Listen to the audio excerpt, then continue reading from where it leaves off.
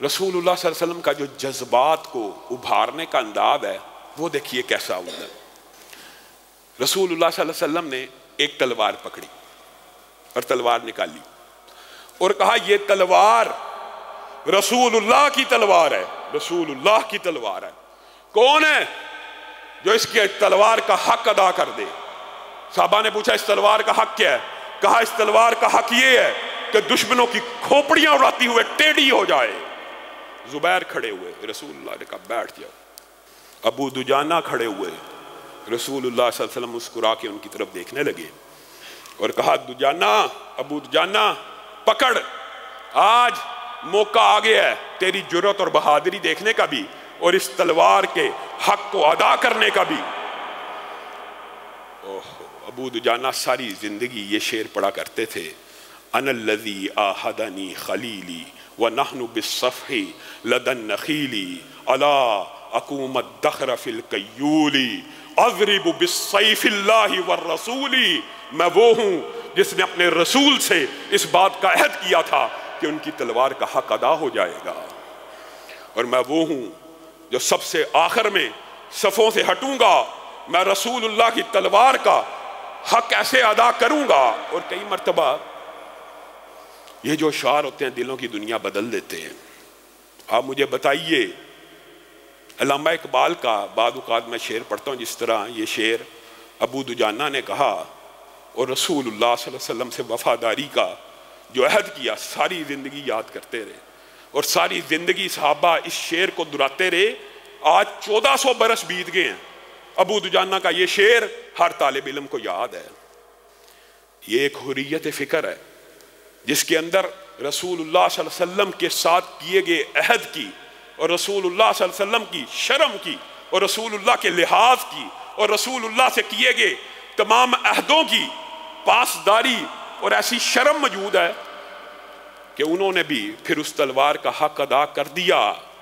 बात आगे की है, लेकिन अभी बताता हूँ। जुबैर कहते हैं अल्लाह की कसम मैं देखना चाहता था कि तलवार मुझे क्यों ना मिली, अबू दुजाना को क्यों मिली। मैं समझ गया कि अबू दुजाना को क्यों मिली। खोपड़ियाँ उड़ रही हैं, गर्दनें उड़ रही हैं, वो रसूलुल्लाह की तलवार का हक अदा कर रहा है कि दंदाने जो उसके हैं वो टेढ़े होना शुरू हो गए।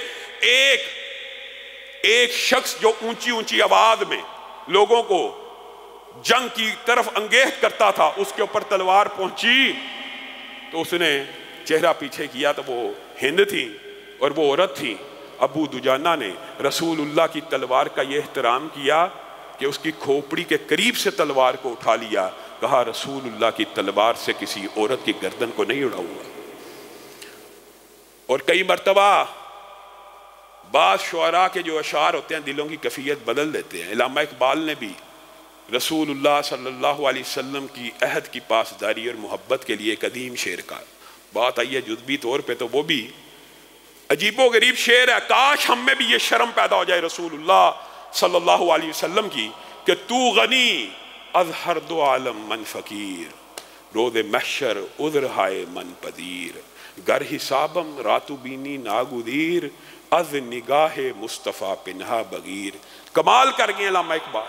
कहा अल्लाह तू तो गनी है और तू अगर यकीनी और बदीही तौर पे कल क़यामत के दिन मेरा हिसाब लेना चाहता है, अल्लाह तू गनी है, माफ कर सकता है, लेकिन अगर तेरा हिसाब लेना लाजिम हो जाए, तेरा हिसाब लेना लाजिम हो जाए तो मुझ इकबाल को, मुझ जैसे गुनाहगार का हिसाब रसूलुल्लाह के सामने मत लेना कि मैंने उनका कलमा पढ़ा है, उनके सामने मत लेना। हमें रसूलुल्लाह की क्या शर्म है? हमने रसूलुल्लाह का कलमा पढ़ लिया, हमें रसूलुल्लाह की क्या शर्म है? कल क़यामत का दिन होगा जिस नबी ने उठने बैठने का तरीका, कपड़े पहनने का तरीका, तहारत का तरीका, माँ बहन बेटी का तरीका, महरम रिश्तेदारों के असलूब और अंदाज बतला दिए, कल उस नबी को, अल्लाह को तो दिखाना है ही है, उस नबी को क्या मुंह दिखाओगे? उसके हौज के ऊपर जाके कैसे पानी तलब करोगे? वो सहाबा जिन्होंने दीन की आबियारी अपने खून से की, जज्बात से की, वहां पे क्या मैदान अशर में रसूलुल्लाह सल्लल्लाहु अलैहि वसल्लम ने नहीं होना, सहाबा ने नहीं होना, अरब इंसानों ने नहीं होना, तुम्हारे सारे रिश्तेदारों ने नहीं होना?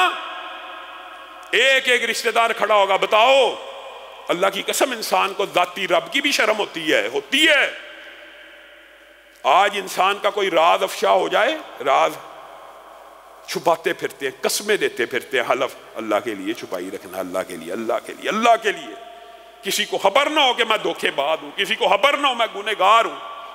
وہاں عرب انسانوں کے سامنے، رشتہ داروں کے سامنے، اور جس نبی کا کلمہ پڑھ کے اسلام کو قبول کیا، ان کو کیا چہرہ دکھاؤ گے؟ ان کے سامنے کس طرح کھڑے ہوگے کہ ہاں رسول اللہ صلی اللہ علیہ وسلم، میں امتی تو آپ کا ہوں، میں نبی تو آپ کو مانتا ہوں، لیکن میں نے ہر روز شیو کرائی ہے. کہہ سکتے ہو؟ ایک چھوٹے سے گناہ کی بات کر رہا ہوں کہ امتی بندہ نبی کا ہو اور رسول اللہ کو سب سے خوبصورت سمجھتا ہو، اور چہرہ یہود و نصارہ کی طرح داڑھی سے پاک اور صاف ہو، ہر روز صبح گٹر میں سنت رسول کو بہا دیا جائے. ضمیر نہیں زندہ ہوتا. اور شعراء کی بات آئی ہے ضمنی طور پہ، تو کئی مرتبہ اشعار دلوں کی کیفیت بدل دیتے ہیں. تو رسول اللہ صلی اللہ علیہ وسلم نے ابو دجانہ کو یہ جو تلوار پکڑائی تھی، اس کی حکمت تھی کہ پورے لشکر میں ایک جذبے کی، ایک جہاد کی لہر دوڑ پڑے. اور بعض شعراء نے تو اردو زبان کے بھی کئی اشعار ہوتے ہیں جو دلوں کو مو لیتے ہیں. آپ کے سامنے کئی مرتبہ میں پڑھتا ہوں کہ کرتاس کے چہرے پر ایک لفظ لکھا میں نے، یعنی صفحے کے اوپر ایک لفظ لکھ دیا. کرتاس کے چہرے پر ایک لفظ لکھا میں نے، اس لفظ کی خوشبو سے کرتاس معطر ہے، اس نام کی کرنوں سے ہر چیز منور ہے، وہ نام مکمل ہے، وہ نام محمد ہے صلی اللہ علیہ وسلم. آپ اس رسول کو کے ساتھ بے وفائی کرنا چاہتے ہیں؟ اللہ رب العزت جو کہا گیا، جو سنا گیا، اس کو سمجھنے کی توفیق عنایت فرمائے.